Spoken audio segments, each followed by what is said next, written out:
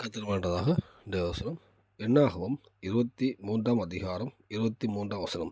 யாக்கோபுக்கு விரோதமான மந்திரவாதம் இல்லை, இஸ்ரவேலுக்கு விரோதமான குறி சொல்லுதலும் இல்லை. தேவன் என்னென்ன செய்தார் என்று கொஞ்ச காலத்திலே யாக்கோபையும் இஸ்ரவேலையும் குறித்து சொல்லப்படும்.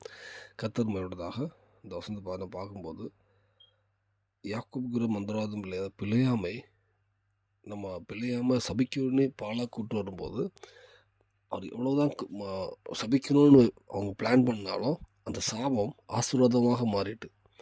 அப்போ கதை சொல்கிறார், இஸ்ரவேலுக்கு மந்திரவாதம் இல்லை. என்றைக்குமே நம்ம இந்த காலத்தில் அநேக இடத்துல மந்திரவாதங்கள் மந்திரவாதம் சொல்லிட்டு சில கஷ்டப்படுவாங்க. அதெல்லாம் ஒரு சைடு இருந்தாலும் கர்த்தருடைய பிள்ளைகள் கர்த்தரோடு இருப்பீங்கன்னா கண்டிப்பாக பசுத்தாய் நிரப்பட்டிருப்பானால் நம்மளை வேலையை தேவன் காத்துக்கொள்வார்.